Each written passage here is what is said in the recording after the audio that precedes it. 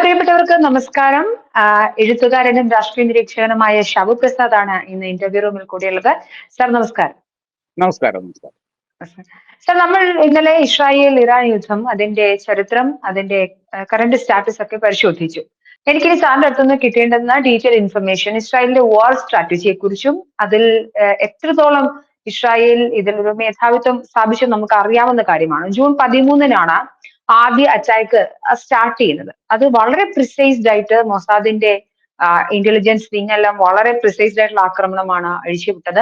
അത് നോക്കൂ, എപ്പോഴും ഇസ്രായേൽ എടുക്കുന്ന ഒരു മോഡസ് ഓപ്പറാൻഡി ഉണ്ട്. അതായത് സിവിലിയൻസിനെ മാക്സിമം അവോയ്ഡ് ചെയ്ത് സിവിലിയൻ കാഷ്വാലിറ്റീസ് കുറച്ചിട്ട് അവരെ ടാർഗറ്റ് ചെയ്യുക, അല്ലെങ്കിൽ അവർ ടാർഗറ്റ് ചെയ്യുന്ന അത് എന്താ പറയാ മിലിറ്ററി നേതാവാണെങ്കിൽ അങ്ങനെ ടാർഗറ്റഡ് ഏരിയയിലേക്ക് മാത്രമായി പ്രിസൈസ്ഡ് ആയിട്ട് ആക്രമണം നടത്തുന്ന ഒരു ഓപ്പറേഷൻ രീതിയുണ്ട്. സാർ, അതിനെ കുറിച്ചൊന്ന് പറയാമോ? ഒരു സിവിലിയൻ കാഷ്വാലിറ്റി ഉണ്ടാക്കാതെ പ്രിസൈസ്ഡ് ആയിട്ടുള്ള വാർ സ്ട്രാറ്റജി അത് എങ്ങനെയാണ് പ്ലാൻ ചെയ്യുന്നത്? ദ ഇൻഫ്ലുവൻസ് ഓഫ് മൊസാദ് എല്ലാം കൂടെ. ഇസ്രയേല് വളരെ യുദ്ധപരിചയമുള്ള ഒരു രാജ്യം.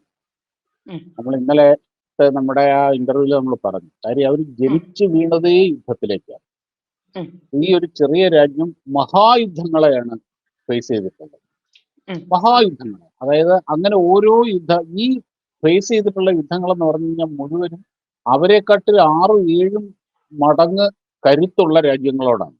അതും ആ കാലത്ത്.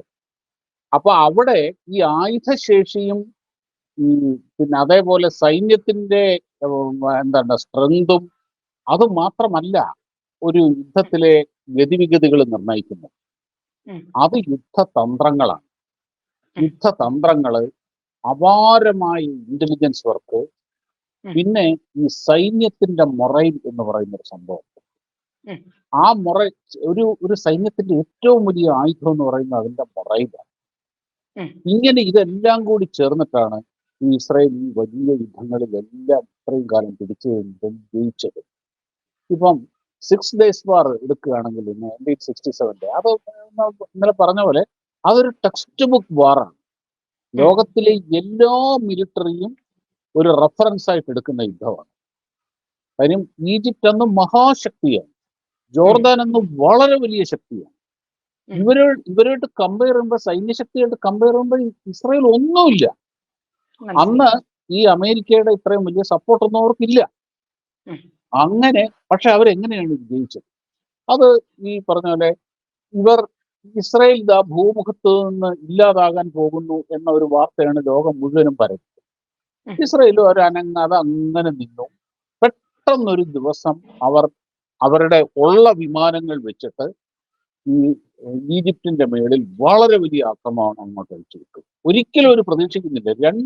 2 രാത്രികൾ കൊണ്ട് ഇറാൻ ഈജിപ്തിന്റെ മുഴുവൻ എയർപോർട്ടുകളും ഒരുക്കാം, റൺവേകൾ തകർത്തു. അതോടുകൂടി റൺവേ ഇല്ലെങ്കിൽ വിമാനം പറന്നു പോകാനാവില്ല. സത്യത്തിൽ അന്ന് ഈ ഈജിപ്തിന്റെ വ്യോമശേഷി എന്ന് പറയുന്നത് ഇസ്രായേലിന്റെ 4 ഇരട്ടിയോ മറ്റോ. പക്ഷെ 2 രാത്രി കൊണ്ട് അത് തീർത്തു. ആ രീതിയിലാണ്. അതുമല്ല, ഒരിക്കലെടുത്ത തന്ത്രം ഒരിക്കലും അവർ പിന്നീട് പിന്നീട് പുതിയ തന്ത്രം ചെയ്യും. അതുകൊണ്ട് തന്നെ ഇവർ എന്ത് ചെയ്യാൻ പോകുന്നു എന്ന് ആർക്കും ചിന്തിക്കാൻ പോലും പറ്റില്ല. ഓരോന്നും സർപ്രൈസിംഗ് മനസ്സിലായി. അതില് ഈ മൊസാദിന്റെ ആ ഒരു ഇന്റലിജൻസ് മികവ് വളരെ ഗംഭീരമായിട്ടാണ് അവർ യൂസ് ചെയ്യുന്നത്. ഇപ്പൊ നോക്ക്, ഇപ്പൊ ഈ ഇറാനിൽ തന്നെ നമ്മൾ ഇന്നലെ പറഞ്ഞു, അവരുടെ ഒരു നെറ്റ്വർക്ക് അവരുണ്ടാക്കിയിരിക്കുക പൂർണ്ണമായിട്ട്. അതുകൊണ്ടാണ് ഈ അവരുടെ ഇന്റലിജൻസ് മേധാവികൾ, സൈനിക മേധാവികൾ, ടോപ്പ് ബ്രെയിൻസ് എല്ലാവരെയും കൃത്യമായിട്ട് ലൊക്കേറ്റ് ചെയ്ത് അവർ എവിടെ ഇരിക്കുന്നു, എപ്പോൾ ഇരിക്കുന്നു, എന്ത് ചെയ്യുന്നു, അവരെപ്പോൾ ഭക്ഷണം കഴിക്കുന്നു, അവരെപ്പോൾ പുറത്തു പോകുന്നു, എപ്പോൾ ഫാമിലിയായിട്ട് സ്പെൻഡ് ചെയ്യുന്നു, ഇതുവരെ അവരുടെ കയ്യിലുണ്ട്. അതുകൊണ്ടാണ് ഇത്ര പ്രിസൈസ് ആയിട്ട് ചെയ്യാൻ പറ്റുന്നത്. അതെന്ന് പറഞ്ഞു കഴിഞ്ഞാൽ വളരെ ലാർജ് ആയിട്ടുള്ള ഇന്റലിജൻസ് നെറ്റ്വർക്കിന്റെയും അവരുടെ ഏജൻസിന്റെയും കഴിവാണ്.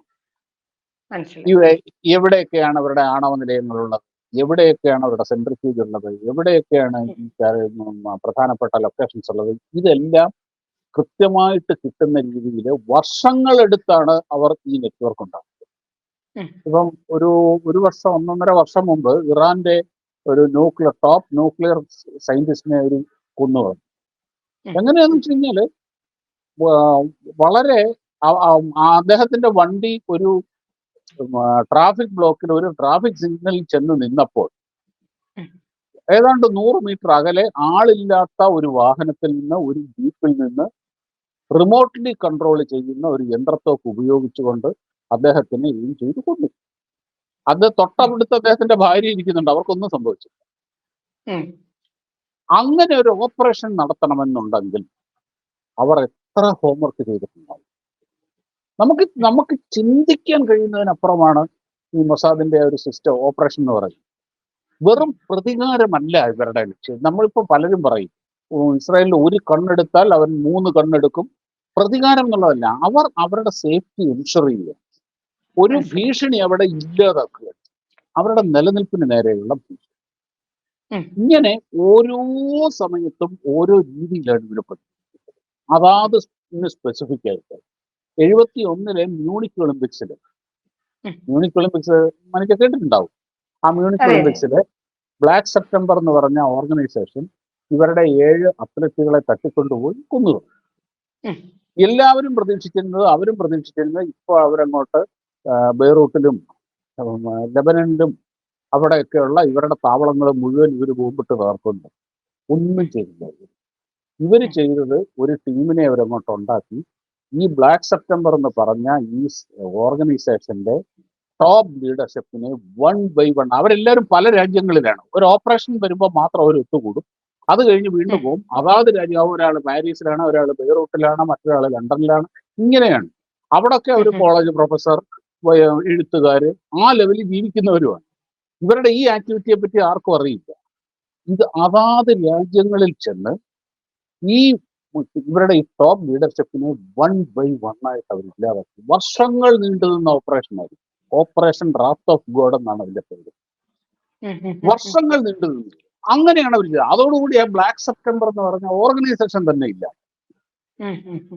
എന്നാല് ഇവിടെ ഉഗാണ്ടയിലോട്ട് ഇവരുടെ ഒരു വിമാനം തട്ടിക്കൊണ്ടുപോയി, എയർ ഫ്രാൻസിന്റെ. അതിൻ്റെ അകത്ത് 10-60 ജൂതന്മാരുണ്ടായിരുന്നു. അവിടെ അവരെടുത്ത് വേറൊരു സ്റ്റൈലാണ്. അവിടെ കൃത്യമായിട്ട് ആ ഇവിടുത്തെ എൻഡബെ എയർപോർട്ട് നിർമ്മിച്ചത് ഒരു ഇസ്രായേലി കമ്പനിയാണ്. അവരിൽ നിന്ന് ആ എയർപോർട്ടിന്റെ കംപ്ലീറ്റ് ബ്ലൂ പ്രിന്റ് എടുത്ത് ഏതാനും ദിവസം, അത് ക്വിക്കായിരുന്നു. ഒടുവിൽ 10,000-3000 കിലോമീറ്റർ താണ്ടി അവിടെ ചെന്ന് ആ എയർപോർട്ട് ആക്രമിച്ച് അവിടുന്ന് ആൾക്കാരെ രക്ഷിച്ചുകൊണ്ട് പോകും. അതുപോലെ ഓപ്പറേഷൻ പിന്നെ നടക്കില്ല. അങ്ങനെ ഓരോന്നും ആ സിറ്റുവേഷൻ സ്പെസിഫിക് ആയിട്ടാണ് ഇവർ ചെയ്യുന്നത്. അതുകൊണ്ട് ഇവർ എന്ത് ചെയ്യുന്നു എന്ന് ആർക്കും പ്രവചിക്കാൻ പറ്റില്ല. ഓരോ സിറ്റുവേഷനിൽ അവർ എങ്ങനെ പ്രതികരിക്കുന്നു.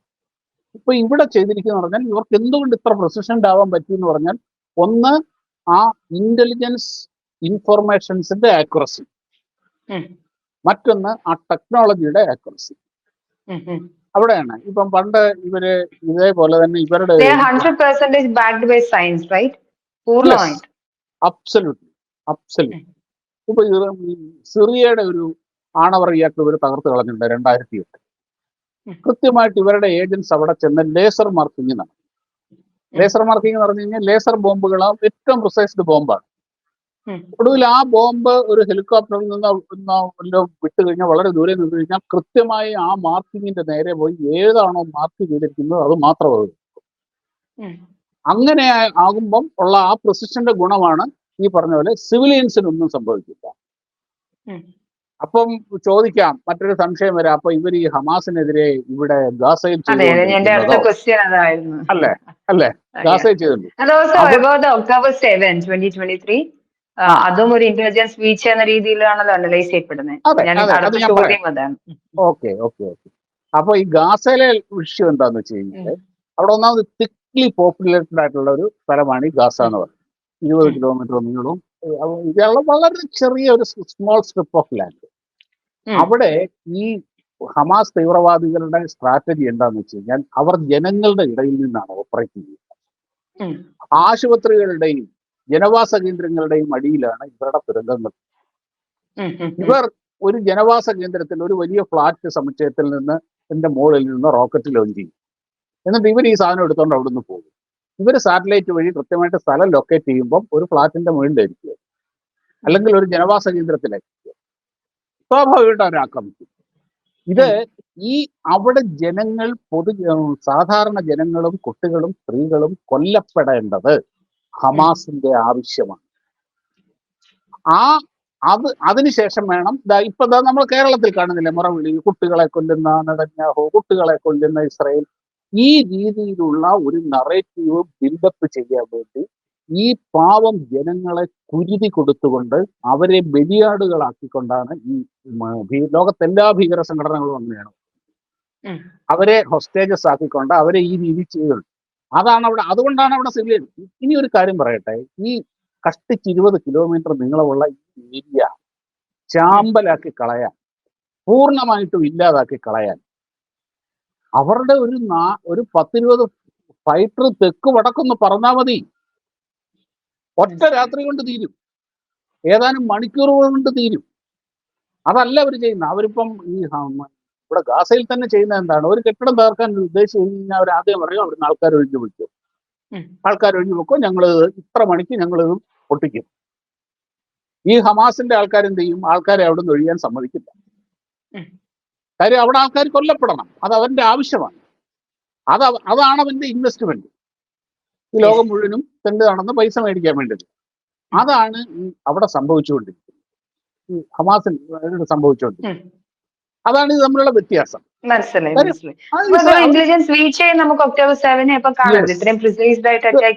തീർച്ചയായിട്ടും.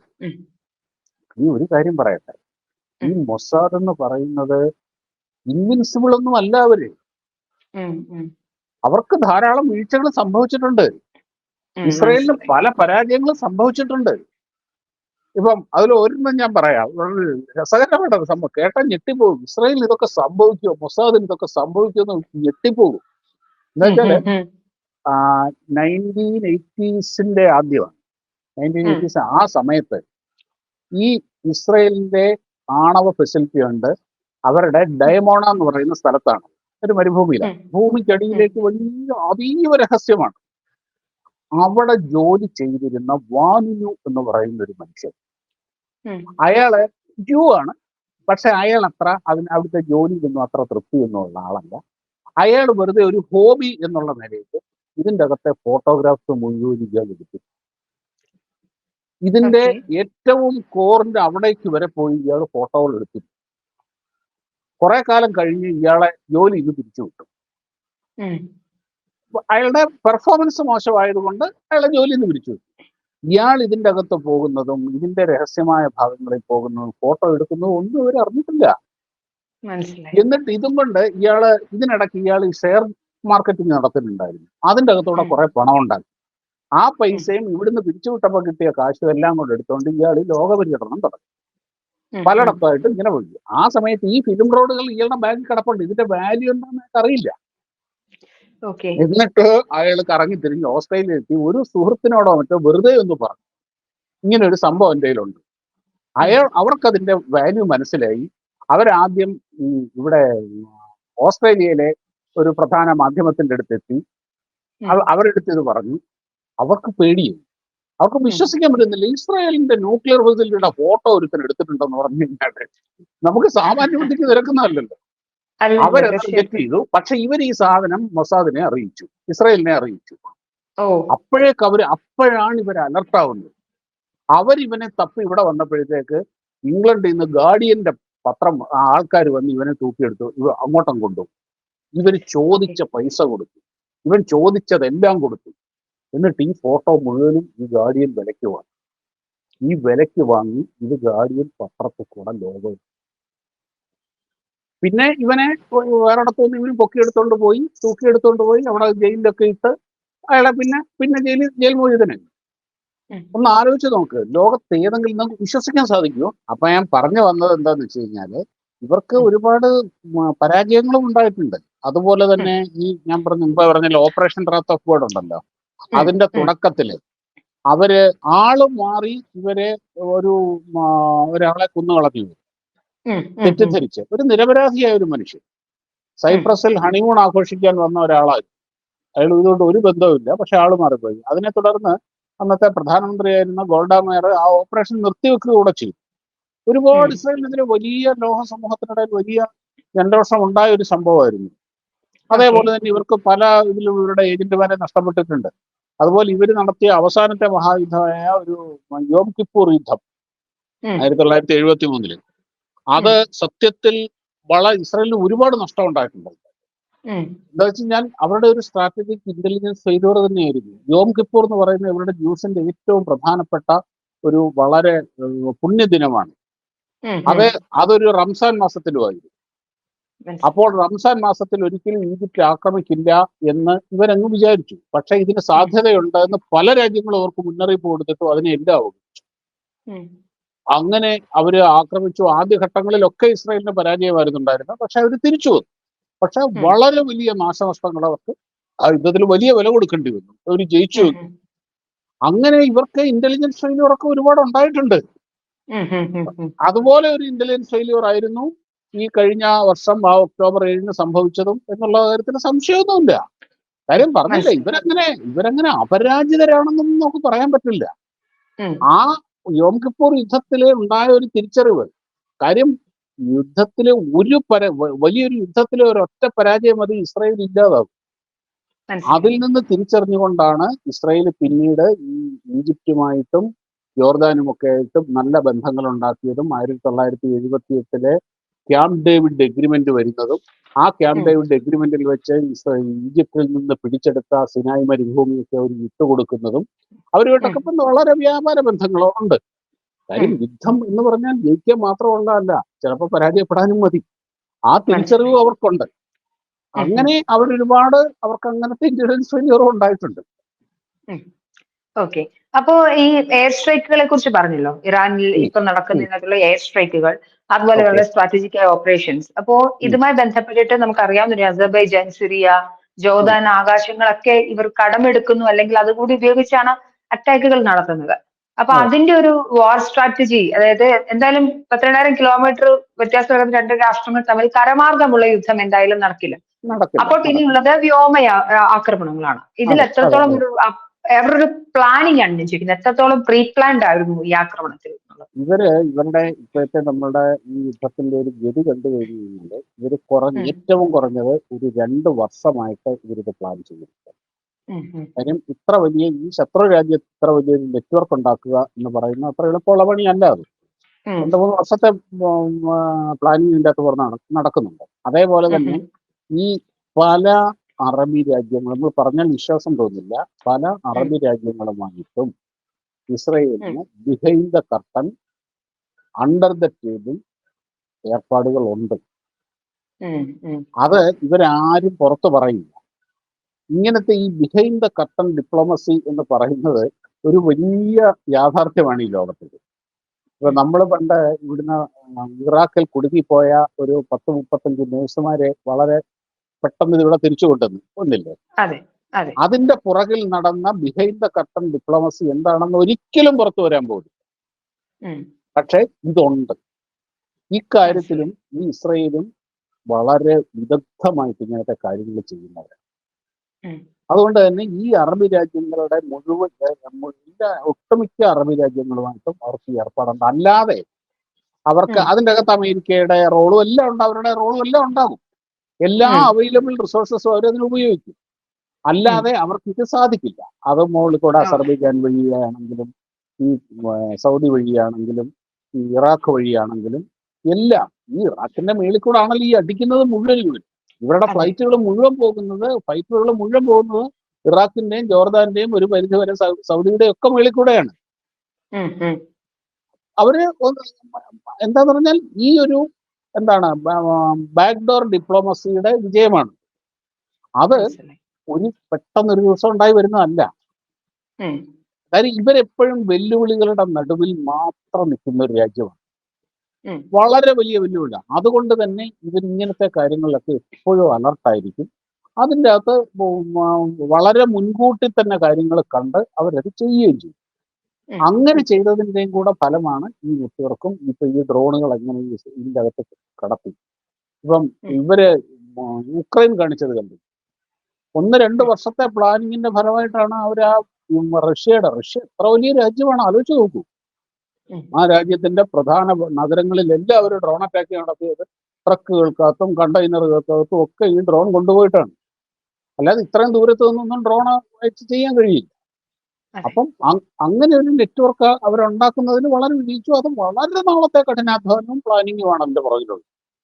അതൊക്കെ മനസ്സിലായി. ഇനിയുള്ള കാലത്ത് ഒരു 10 വർഷമെങ്കിലും കഴിഞ്ഞിട്ടായിരിക്കും ഇതെന്താണ് ശരിക്കും ഇതിന്റെ പുറകിൽ നടന്നത് എന്നുള്ള കാര്യങ്ങൾ പുറത്തു വരാൻ പോകും. തീർച്ചയായും ഡിപ്ലോമസീസ് അങ്ങനെയാണല്ലോ വർക്ക് ചെയ്യുന്നത്. അതെ അതെ സാർ അതെ എന്റെ അതെ അതെ. ഒരു ചോദ്യം, എത്രത്തോളം ഇത് നമുക്കറിയാം, ഏറ്റവും നൂതനമായ ഏറ്റവും ഏറ്റവും റീസെന്റ് ആയിട്ട് വരുന്ന ആർട്ടിഫിഷ്യൽ ഇന്റലിജൻസ് ഉൾപ്പെടെയുള്ള ടെക്നോളജീസ് അഡാപ്റ്റ് ചെയ്തിട്ടുള്ള ഒരു വാറാണിത്. നമ്മൾ അതെ പറഞ്ഞ പോലെ കരമാർഗമുള്ള വാർ അത് പോസിബിളേ അല്ലാത്ത സ്ഥിതിക്ക് അതെ ആർട്ടിഫിഷ്യൽ ഇന്റലിജൻസ് അടക്കമുള്ള നൂതന മാർഗങ്ങൾ ഉപയോഗിക്കേണ്ടതുണ്ട്. അതിന്റെ ഉണ്ട്. ഒരു റോൾ എത്രത്തോളം ഉണ്ടായിരുന്നു മൊത്തത്തിൽ ഒന്ന് അനലൈസ് ചെയ്യുമ്പോൾ? ജൂൺ 13 മുതൽ ഇന്നിപ്പോ 20-ാം തീയതി വരെ ഒരാഴ്ചയായി തുടരുന്ന ഒരു അറ്റാക്കിൽ അവർ പ്ലാനിംഗ് ഉണ്ടായിരുന്നു ഡെഫിനറ്റ്ലി. അതുപോലെ തന്നെ ഈ യുദ്ധത്തിലെമ്പാടും അതിന്റെ ഒരു അല്ല, ഇന്റലിജൻസ് റോൾ അല്ലെങ്കിൽ ഒരു ഇന്റലിജൻസ് അപ്പർ ഹാൻഡ്. എന്തായാലും ഒരു കാര്യമുണ്ട്. ഒരു യുദ്ധത്തില് അവർക്ക് ഏത് രാജ്യത്തിനും മേൽക്കൈ കിട്ടുന്നതിൻ്റെ അകത്ത് ഏറ്റവും പ്രധാനം ആ ഒരു പരമ്പരാഗത മാർഗങ്ങൾ ഫലപ്രദമായിട്ട് ഉപയോഗിക്കുന്നതിൽ കൂടെ തന്നെയാണ്. ഇപ്പം ഇവിടെ ഇപ്പൊ ഇസ്രയേലിലെ ഇവരുടെ മൊസാദിന്റെ ഒരു ചാരവലയം ഫിസിക്കലി അവിടെ ആ അൾട്ടിമേറ്റ്ലി ഡിസിഷൻ എടുക്കേണ്ടത് ആരാണ്? മനുഷ്യ. അത് മനുഷ്യൻ തന്നെയാണ്. അതെ. Nothing can, no technology can replace human brain and human eye and human intelligence. അല്ലേ? ഈ അതെ. അവിടേക്ക് ഈ ടെക്നോളജികൾ അതിനെ അവർ വിദഗ്ധമായിട്ട് യൂസ് ചെയ്യുക എന്നുള്ളത് മാത്രമേ. അത് അത് അതും കൂടെ ഇത് രണ്ടും കൂടെയാണ് ഇവിടെ ശരിക്കും ഇപ്പോൾ വർക്കൗട്ട് ആയിരിക്കും. ഇപ്പൊ ഇതിനകത്ത് AI ഒക്കെ എത്രത്തോളം യൂസ് ചെയ്തിട്ടുണ്ട്? കാര്യം AI ഒക്കെ എന്ന് പറഞ്ഞാൽ ഈ വളരെ അടുത്ത കാലത്ത് ഡെവലപ്പ് ചെയ്തു വന്ന കാര്യങ്ങളാണ്.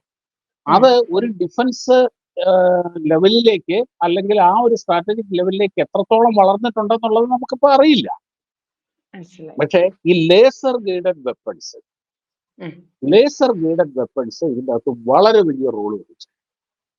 കാര്യം ലേസർ ഗൈഡഡ് വെപ്പൺസ് ഉണ്ടെങ്കിൽ അതിന് മാത്രമേ ഇത്ര കൃത്യതയോടുകൂടി, ഇപ്പം ഞാൻ മനസ്സിലാക്കി വെച്ച് കഴിഞ്ഞാൽ ഇറാൻ കിടന്ന് പറയുന്നതല്ലാതെ അവിടുത്തെ സിവിലിയൻസിന് ഇതുവരെ ഒരു വലിയ കുഴപ്പമൊന്നും സംഭവിച്ചിട്ടില്ല. അവരുടെ ടോപ്പ് ബ്രെയിൻസ്, ശാസ്ത്രജ്ഞന്മാർ, മാനവ ശാസ്ത്രജ്ഞന്മാർ, മിലിറ്ററി ഹെഡ്സ്, അങ്ങനെയുള്ള ആൾക്കാരെയാണ് ഇവർ എയിം ചെയ്തിരിക്കുന്നത്. അങ്ങനെ അവരിലേക്ക് കൃത്യമായിട്ട് ചെല്ലാൻ ലേസർ ഗൈഡഡ് വെപ്പൺസിനെ കഴിയൂ. അതില് എത്രത്തോളം AI സഹായിച്ചിട്ടുണ്ട് എന്നുള്ളത് നമുക്ക് ഇനിയും നമുക്ക് പുറത്തു വരാനിരിക്കുന്നേ ഉള്ളൂ. കാരണം AI ഇതുവരെ ഈ പറഞ്ഞതുപോലെ ഒരു മിലിറ്ററി ലെവലിലേക്ക്, ആക്യുറസിയിലേക്ക് അത് എത്രത്തോളം വന്നിട്ടുണ്ട് എന്നുള്ളത് നമുക്കിപ്പോഴും അറിയില്ല. എന്നാലും ഉണ്ടാവുമായിരിക്കാം എന്നുള്ളത് നമുക്കതൊക്കെ ഊഹിക്കാനേ കഴിയും. Okay sir. സാർ, തീർച്ചയായിട്ടും ഇസ്രായേൽ ഇത് ആക്രമിക്കുന്ന ഘട്ടത്തിൽ ഇറാൻ തിരിച്ചടിക്കും. കാര്യം ഇറാനും ഒരു സോവറിൻ റിപ്പബ്ലിക് ആണ്. അവരെ സംബന്ധിച്ചിടത്തോളം ഒരു സായുധ രാഷ്ട്രമാണ്. അവർക്കൊരു ആർമി ഉണ്ട് ഓൺ ചെയ്യുന്ന.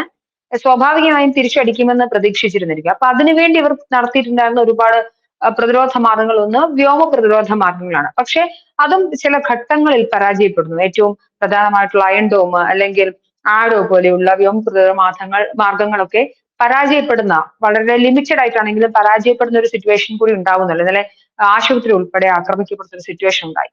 അതൊരു വീഴ്ചയല്ലേ സത്യത്തിൽ? നോക്കൂ, ഇപ്പം ഈ പറഞ്ഞ പോലെ മനുജ പറഞ്ഞ പോലെ കറക്റ്റാണ്. ഇറാൻ വളരെ വലിയ ഇവരെക്കാട്ടും ഇസ്രയേലിനെക്കാട്ടും 98 ഇരട്ടി, അല്ല അത് 80 ഇരട്ടി വലിപ്പമുള്ള വലിയൊരു രാജ്യമാണ്. സൗത്ത് ഇന്ത്യയുടെ അത്രയുണ്ട്. അതായത് 80 ഇസ്രയേൽ വേണം ഒരു ഇറാൻ ആവണമെങ്കിൽ. അത്ര ഇറാൻ എന്നുള്ള ഭരണിക്കകത്ത് 80 ഇസ്രയേലിനെ ഇട്ട് വെക്കാൻ കഴിയും. അത്ര വലിയ രാജ്യമാണ്. മിലിറ്ററി പവറാണ്. ഇപ്പൊ ഇവർക്കുള്ളത് ഒരു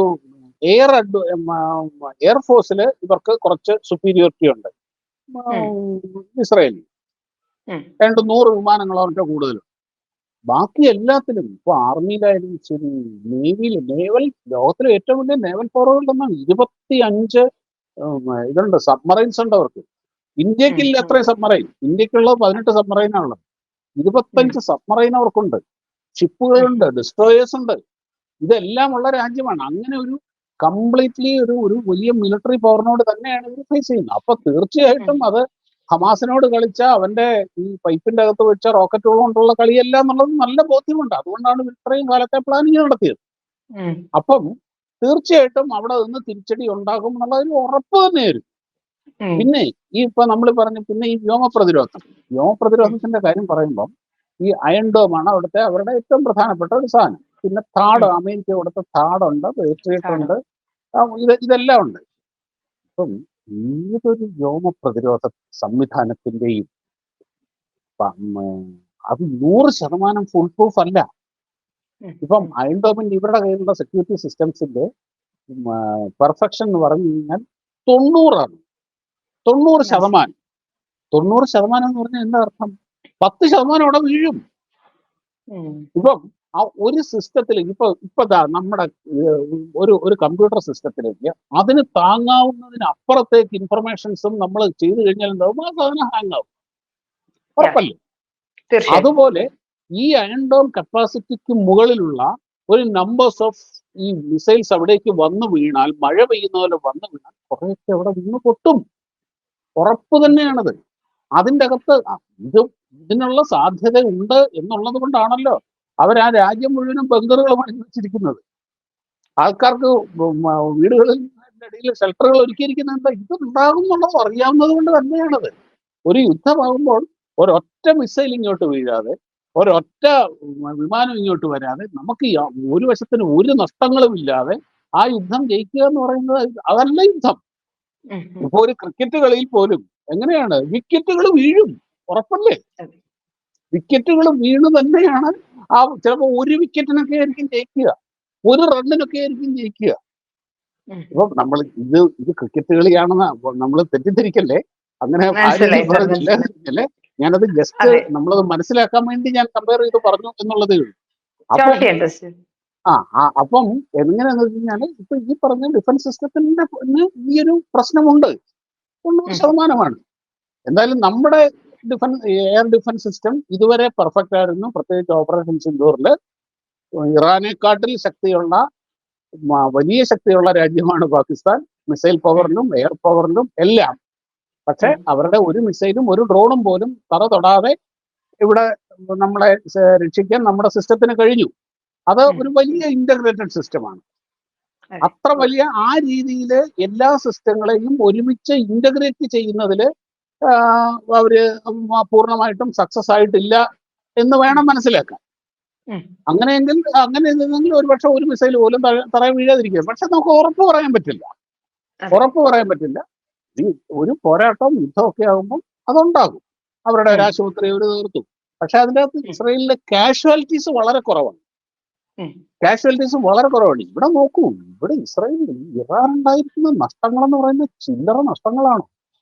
അവരുടെ ന്യൂക്ലിയർ ഫെസിലിറ്റീസ്, അവരുടെ പ്രധാനപ്പെട്ട ഇന്റലിജൻസ് സംവിധാനങ്ങൾ, ഹെഡുകൾ, ഇൻഫ്രാസ്ട്രക്ചറുകൾ, ഇതെല്ലാമാണ് പോകുന്നത്, ഓരോ ദിവസം കഴിയുന്തോറും പോയിക്കൊണ്ടിരിക്കുന്നത്. അങ്ങനെയുള്ള ഒരു മേജർ സെറ്റ് ബാക്ക് ഒന്നും ഇസ്രായേലിൽ ഇതുവരെ സംഭവിച്ചിട്ടില്ല. കുറെ കെട്ടിടങ്ങൾ തകർന്നിട്ടുണ്ട്, ആശുപത്രി തകർന്നു, കുറച്ച് പേര് ആൾക്കാർ മരിച്ചു, ഇതൊക്കെ സംഭവിച്ചിട്ടുണ്ട്. ഇനി സംഭവിക്കില്ല, ഇനിയും വലിയൊരു മിസൈൽ ചെന്ന് അവിടെ വീണ് ചിലപ്പോൾ വലിയ നാശനഷ്ടങ്ങൾ ഉണ്ടാവില്ല എന്ന് നമുക്ക് പറയാനൊന്നും പറ്റില്ല. അതൊക്കെ ഇതിന്റെ ഭാഗമാണ്. അൾട്ടിമേറ്റ്ലി എൻഡ് റിസൾട്ട് എന്തോ അതാണ് ഒരു യുദ്ധത്തിന്റെ ഗതി നിശ്ചയിക്കുന്നത്.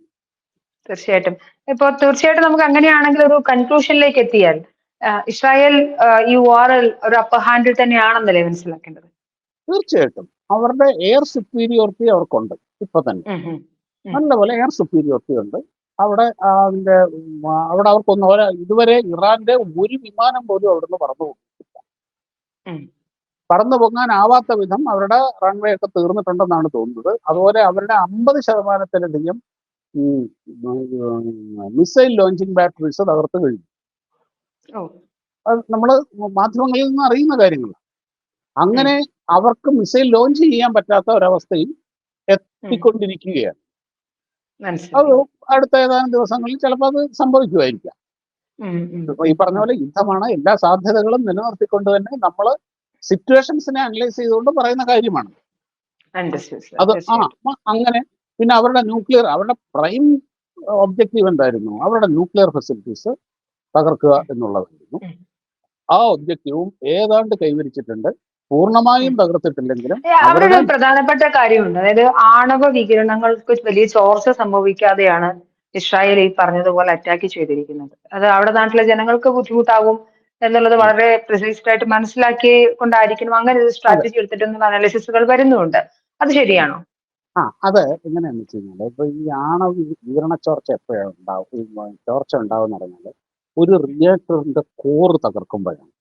അതെ. ഇപ്പം വർക്ക് ചെയ്തുകൊണ്ടിരിക്കുന്ന ഒരു റിയാക്ടർ തകർക്കുമ്പോൾ വളരെ വലിയ അവിടെ പൊട്ടിത്തെറിയും വലിയ സംഭവങ്ങളൊക്കെ ഉം. ഉണ്ടാവും.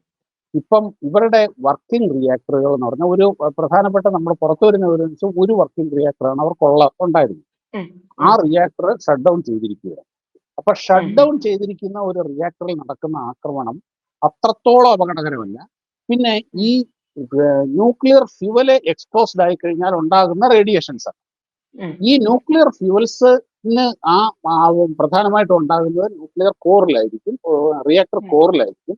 ആ ഉം. റിയാക്ടർ കോറിനെ തകർക്കാതെ എന്നാൽ ഇത് വർക്ക് ചെയ്യാൻ ആവശ്യമായ ബാക്കിയുള്ള ഇൻഫ്രാസ്ട്രക്ചറുകൾ മുഴുവൻ തകർക്കുക. എന്നിട്ട് ഉം. റിയാക്ടർ കോറിനെ തൊട തകർക്കാതെ വിടുക. അപ്പോൾ ഉം. എന്താണെന്ന് വെച്ച് കഴിഞ്ഞാൽ റിയാക്ടർ കോർ അങ്ങനെ ഇൻടാക്ട് ആയിട്ട് നിൽക്കുകയും ചെയ്യും. എന്നാൽ ഇതിന്റെ ഫെസിലിറ്റികൾ കംപ്ലീറ്റ് തകർക്കുകയും ചെയ്ത് കഴിഞ്ഞ് കഴിഞ്ഞാൽ പിന്നെ ഈ റിയാക്ടർ കൊണ്ട് ഉപയോഗമില്ല. മനസ്സിലായി. പഞ്ചറായ വണ്ടിയെ പോലെയാണ്. ബെൻസ് കാറാണ്, ഉം. പക്ഷെ ടയർ പഞ്ചറായി, എന്ത് ചെയ്യാൻ പറ്റും ഉം. എന്ന് ഉം. പറഞ്ഞതുപോലെ അവരുടെ ആ ഫെസിലിറ്റീസ് അവർ അതിന്റെ എന്താണ് ടെക്നിക്കൽ നോഹൗ അറിയാവുന്ന ടോപ്പ് ബ്രാസിലായിട്ടുള്ള ആൾക്കാരെ ടെക്നീഷ്യൻസ് ഇത് കംപ്ലീറ്റ് തീർന്നു. ബാക്കി അവിടേക്കുള്ള പവർ സപ്ലൈ നിലച്ചു പോകും, ഉം. അവിടേക്കുള്ള റോഡുകൾ തകർന്നു പോകും. ഇതെല്ലാം നിന്ന് കഴിഞ്ഞാൽ പിന്നെ ആ റിയാക്ടർ കൊണ്ട് വെറുതെ കാര്യമില്ല, അതൊരു ജഡം പോലെ ഉം. ഇരിക്കുന്ന സാധനം മാത്രമാണ്. എന്നാൽ അതിൽ ഉം. നിന്ന് ഉം. റേഡിയേഷൻസ് പുറത്തു വരികയില്ല. വർക്ക് ഉം. ചെയ്തുകൊണ്ടിരിക്കുന്ന ഒരു ന്യൂക്ലിയർ റിയാക്ടറിന്റെ മുകളിൽ കൊണ്ട് ബോംബിട്ടാൽ അത് വലിയ ഉം. അപകടം ഉണ്ടാക്കും. കാര്യം അത് പൊട്ടിത്തെറിക്കും. അതെ. പൊട്ടിത്തെറിഞ്ഞു കഴിഞ്ഞാൽ ഈ ന്യൂക്ലിയർ ക്ലൗഡ് ഇപ്പൊ ഒരു ബോംബ് പൊട്ടുന്ന മാതിരിയൊന്നും അല്ല, അത് അങ്ങനെയൊന്നും ഒരിക്കലും ഇപ്പൊ ഹിരോഷിമയെ സംഭവിച്ച മാതിരി ഒന്നും ഒരു ന്യൂക്ലിയർ റിയാക്ടറിന്റെ മുകളിൽ അങ്ങനെ പൊട്ടിത്തെറിക്കില്ല. അതെ. പക്ഷേ Yes, yes. ഇതിന്റെ അകത്തുനിന്ന് ന്യൂക്ലിയർ ക്ലൗഡ് ഉം. അത് പുറത്തു വന്ന് അത് ആ പ്രദേശം മുഴുവൻ വ്യാപിക്കാൻ സാധ്യതയുണ്ട്. ചെർണോബിലൊക്കെ സംഭവിച്ചത് ഉം. അങ്ങനെ. അത് വർക്ക് ചെയ്തുകൊണ്ടിരിക്കുന്ന ഒരു റിയാക്ടർ അമിതമായ ചൂട് കാരണോ അല്ലെങ്കിൽ പുറത്തുനിന്നുള്ള അറ്റാക്ക് കാരണോ പൊട്ടിത്തെറിക്കുമ്പോൾ സംഭവിക്കുന്നത്. ഇപ്പൊ ഉം. അങ്ങനെ ഒരു ഭീഷണി അവിടെ ഇല്ല.